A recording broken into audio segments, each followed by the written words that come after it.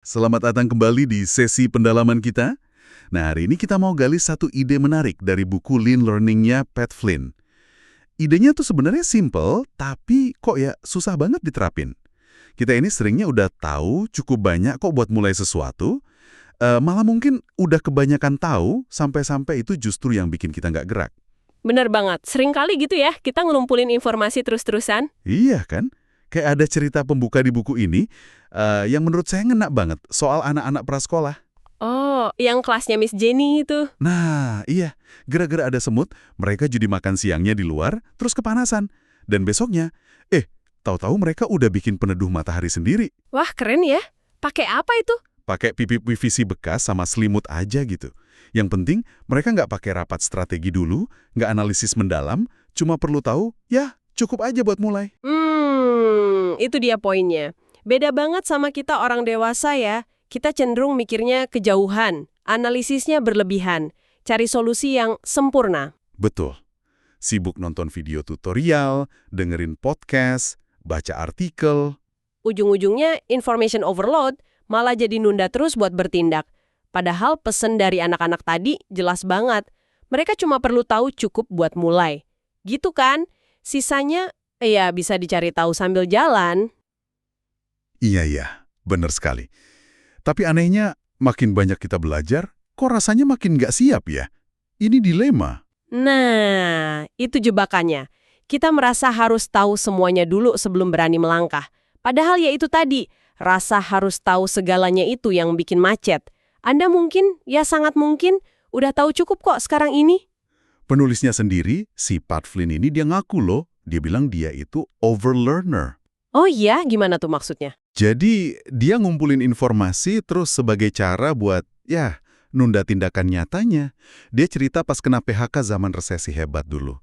Pengetahuan arsitekturnya yang seabrek itu, ternyata nggak banyak bantu pas momen krusial itu. Terus gimana? Ya, setelah kehilangan kerjaan, dia balik lagi ke kebiasaan lama. Riset terus-terusan, baca ini itu, merasa produktif, padahal ya muter-muter di situ aja. Kewalahan sendiri. Nah, disitulah konsep lean learning ini masuk.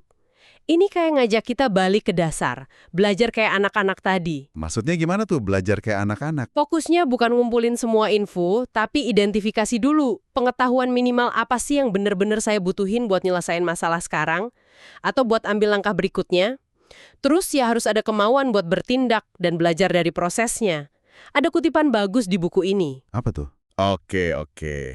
Jadi kuncinya di keseimbangan ya. Terus, gimana cara praktisnya buat nyimbangin itu? Ada 4 langkah simple di lean learning ini. Pertama, tentukan tujuan yang spesifik banget. Kedua, pelajari hanya yang perlu buat langkah selanjutnya. Bukan semuanya loh ya. Cukup untuk langkah berikutnya aja, gitu. Betul. Ketiga, langsung terapkan apa yang baru dipelajari itu. Jangan ditunda. Keempat, tinjau hasilnya, pelajari lagi, terus ulangi siklusnya. Jadi kayak siklus belajar, aksi, tinjau gitu ya? Bukan nunggu sempurna dulu. Persis, ini soal membangun momentum lewat tindakan, bukan nunggu sampai merasa jadi ahli dulu. Kedengarannya logis sih, tapi kadang tetap aja ada rasa ragu buat mulai kan? Rasanya kayak, masih ada yang kurang nih. Nah iya, makanya kadang perlu semacam dorongan gitu ya. Si Pat Flynn ini cerita, dia pernah disemprot sama pelatih bisnisnya. Disemprot gimana? Jadi dia terlalu asyik bikin rencana detail buat bukunya, nulis catatan sana-sini, tapi bukunya nggak launching-launching. Oh, kebanyakan rencana ya? Iya, sampai pelatihnya bilang, JFGS, just freaking get started. Udah, mulai aja.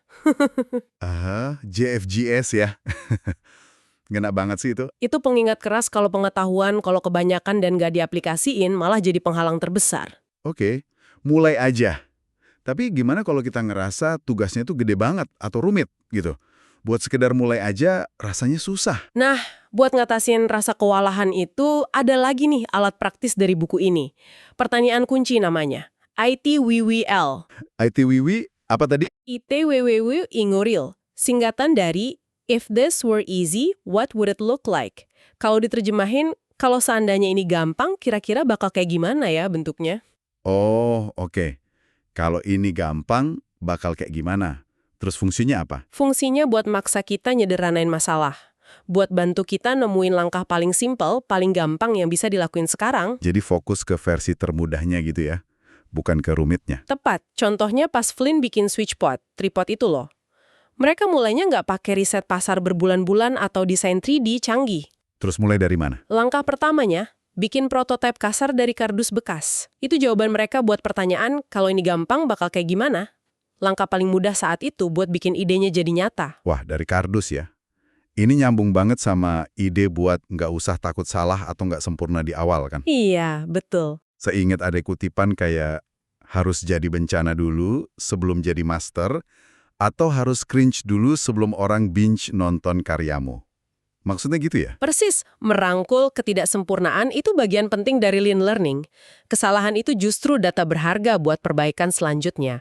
Jauh lebih cepat belajarnya daripada mikir terus tapi nggak ngapa-ngapain. Jadi, pesan utamanya dari pembahasan kita ini jelas banget dan balik lagi ke fokus awal tadi. Kemungkinan besar nih, Anda itu udah punya informasi yang cukup kok saat ini. Cukup buat ambil langkah pertama menuju ide atau tujuan Anda. Jadi tantangannya udah bukan di nyari info lagi ya? Udah bukan di situ. Tantangannya sekarang adalah pindah gigi. Dari cuma konsumsi informasi, jadi bertindak pakai apa yang udah Anda tahu itu. Ini jadi bahan refleksi penting ya buat kita semua yang dengerin.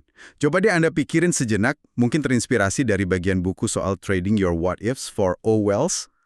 Ada nggak sih satu area di hidup Anda sekarang di mana Anda ngerasa mungkin udah kebanyakan belajar, kebanyakan mikir, dan nunda terus buat mulai? Nah, dan sebagai penutup nih ya, coba pakai pertanyaan kunci tadi, ITWWIL. Kalau memulai di area itu dibikin gampang, apa sih satu langkah paling simpel yang bisa Anda ambil hari ini juga?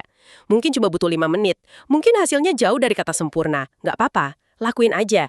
Ingat, penyesalan karena nggak pernah mencoba itu seringnya lebih berat loh daripada penyesalan karena mencoba terus mungkin gagal atau belum berhasil. Anda udah tahu cukup. Serius, mulai aja dari tempat Anda sekarang pakai apa yang Anda punya sekarang.